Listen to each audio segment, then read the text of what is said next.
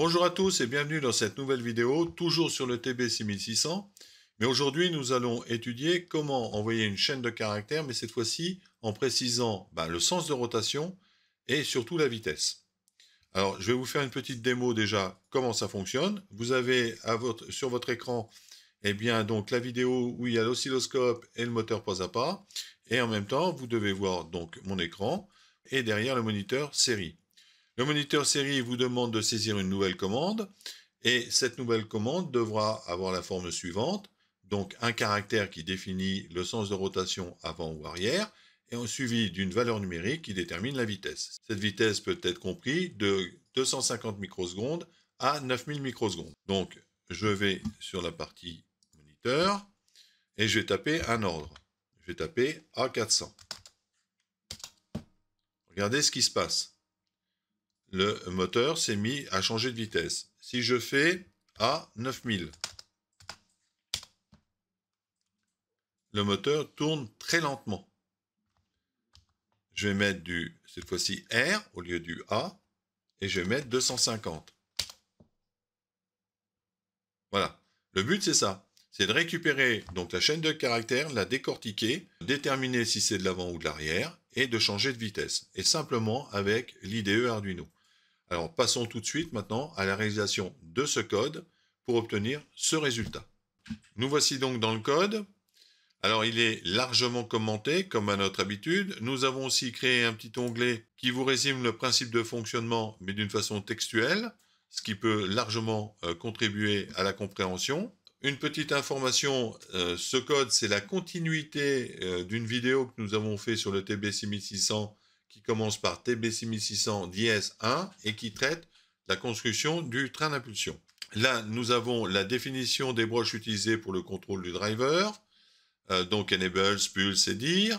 Nous avons la définition du temps par défaut du train d'impulsion, qui est 250 microsecondes. Ensuite, nous avons la saisie de la nouvelle tempo, qui est forcée à 0. Et là, par contre, par rapport aux autres vidéos, nous avons créé deux nouvelles variables, cette fois-ci en string, puisque dans la première vidéo, on avait la nouvelle vitesse qu'on récupérait sur le buffer, mais directement en entier, avec une instruction, alors que là, avec une instruction qui va saisir l'intégralité, mais sous forme string cette fois-ci. Et dans cette variable, qui va s'appeler chaîne de caractères, on va extraire une sous-chaîne qui s'appellera valeur alpha nouvelle tempo. Eh bien oui, puisqu'on va dissocier, si vous voulez, la partie commande de direction A et R avec la partie donc valeur numérique qui nous permettra de définir la vitesse. Ensuite, nous avons une variable qui s'appelle stocker le temps précédent. Donc ça, c'est pour la construction du train d'impulsion. Nous arrivons dans la partie setup. Dans la partie setup, nous avons l'initialisation de la communication série, la configuration des pattes en sortie pour piloter le driver. Et enfin, nous avons la validation du driver, c'est-à-dire la validation de la patte Enable.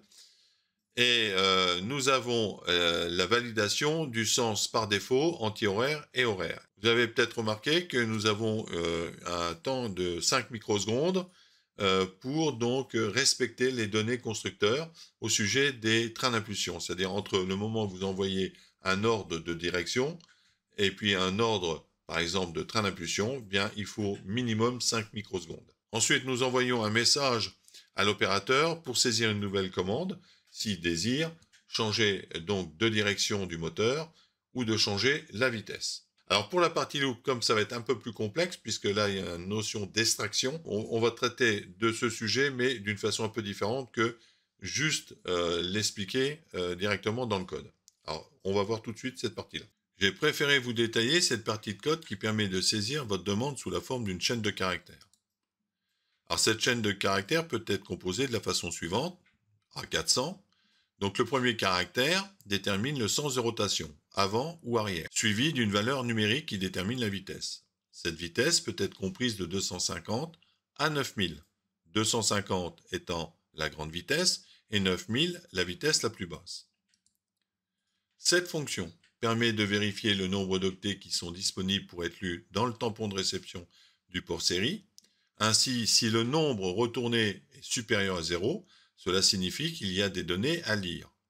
Si on effectue un contrôle avec if, ce qui revient à dire, c'est si la fonction est supérieure à 0, si ce qui se trouve à l'intérieur de la fonction, ça veut dire qu'il y a quelque chose dans le buffer série, eh bien s'il y a quelque chose, on va exécuter le code qui se trouve entre l'accolade.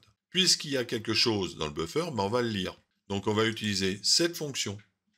Et cette fonction est appelée pour lire des données sur le port série. Elle attend de recevoir une chaîne de caractères jusqu'à ce qu'elle rencontre le caractère de fin de ligne, qui est anti/n. Alors, lorsque cette fonction détecte ce caractère, elle retourne la chaîne de caractères lue avant ce caractère, en l'enregistrant dans la variable chaîne de caractères. Du coup, dans chaîne de caractères, vous avez l'image de ce que vous avez saisi au clavier. À ce moment-là, donc, on va restituer à l'opérateur ce qui a été saisi au clavier, avec le message la chaîne suivie est, donc entre guillemets, plus la valeur de ce qu'il y a dans la variable chaîne de caractères, donc ce qui a été saisi au clavier. Il nous faudra maintenant déterminer si dans cette chaîne de caractères, il y a les lettres recherchées pour la direction. Et pour cela, nous allons utiliser cette ligne de code. Alors, on a besoin de savoir s'il y a la lettre A, et on a besoin de savoir à quelle position elle se trouve. En théorie, si vous avez tapé votre chaîne correctement, elle doit se trouver en début de chaîne. Mais on va vérifier. Donc, pour cela, on va créer donc une variable qui va stocker la position de la lettre A, puisque c'est une position, donc cette variable devra être déclarée au préalable en entier. Et on va traiter chaîne de caractères, donc c'est l'intégralité de votre chaîne de caractères qui a été tapée, c'est-à-dire avec la valeur numérique et le sens de rotation du moteur. Et on va utiliser une méthode qui nous permet donc de détecter s'il y a le caractère en question, entre autres grand A. On va faire la même chose pour le A minuscule, et enfin pour le grand R et le petit r. Ensuite, on va vérifier si on a un grand A ou un petit a minuscule. Si tel est le cas, on va traiter tout ce qui se trouve à nouveau dans ces deux accolades. S'il y a un grand A ou petit a, ça veut dire qu'on va vers l'avant. Donc, on va confirmer au driver avec l'opération digital write. Sur la pin dir pin, qui est la direction, on va mettre un état haut. Vous remarquerez que derrière, on a mis un délai de 5 microsecondes. C'est ce que le constructeur nous conseille avant d'envoyer le train d'impulsion. Enfin, on va donc extraire, c'est pour ça que j'ai fait apparaître les deux lignes directement, on va extraire donc la valeur numérique. Pour cela, il faut déjà, regrouper l'index. Donc on a index grand A plus index petit a, et on va le regrouper dans une valeur qui s'appelle index AV regroupé. Comme ça, on n'a qu'un index à traiter.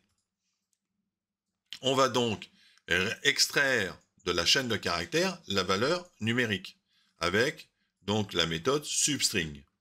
Pour cela, on va mettre cette sous-chaîne dans la variable valeur alpha nouvelle tempo. Et on précise derrière, la chaîne de caractères à traiter, c'est celle-ci, chaîne de caractères. La méthode à utiliser, c'est substring. Et on vous donne l'emplacement de la chaîne à extraire qui est inclusif. C'est pour ça qu'on a plus 2. Ensuite, on va récupérer on va récupérer la variable valeur alpha nouvelle tempo et on va la convertir en entier qu'on va transférer dans notre variable par défaut tempo. Rappelez-vous, en début de code, on a mis une valeur par défaut de vitesse qui est de 250 microsecondes. Comme il y a une chaîne qui est apparue au système, on a extrait cette valeur-là et on la retransfère dans tempo. Du coup, tempo va avoir une nouvelle valeur pour la fréquence qui va piloter le driver. Nous voici à nouveau dans la fonction loop. Alors, ce qu'on vient de faire, c'est de la partie là jusqu'à cette partie-là. Alors, elle est un peu plus conséquente là. Pourquoi? Parce qu'il y a tous les commentaires et il y a aussi l'opération pour faire apparaître à l'opérateur donc les différentes valeurs d'index. Mais la partie du traitement arrière, c'est-à-dire grand R et petit r, est ici. Évidemment, c'est moins conséquent parce qu'il n'y a pas les commentaires. Et nous finissons notre traitement toujours par le transfert de la nouvelle vitesse dans la valeur tempo. Ensuite, nous traitons, si l'opérateur n'a pas saisi la chaîne de caractères d'une façon satisfaisante, donc on le prévient, et en même temps, on lui demande de saisir une nouvelle commande. Pour le transfert, eh bien, on se retrouve avec le même système que nous avons vu sur le TBC 1600, c'est-à-dire la vidéo. Je remets au-dessus là le QR code vous envoyant à cette vidéo. Donc on voit qu'on va traiter, c'est-à-dire on va comparer le temps actuel avec la valeur de la tempo. Alors qu'elle soit celle-ci ou celle-ci, eh bien on va pouvoir traiter, puisque c'est des transferts qui ont été opérés, bon, on va traiter la nouvelle variable numérique pour avoir une nouvelle vitesse. Nous voici donc à la fin de notre tuto. Nous avons quand même survolé tout ce qu'on pouvait faire avec l'intermédiaire de l'IDE Arduino pour piloter le TBC 1600. Nous verrons dans d'autres tutos comment piloter ce même driver avec votre smartphone, avec Processing, ou avec des potentiomètres, des joysticks ou des choses comme ça. Donc si vous avez aimé, n'oubliez pas un petit coup de pouce. Si vous n'êtes pas abonné, abonnez-vous. Et je vous dis donc au revoir à la prochaine fois.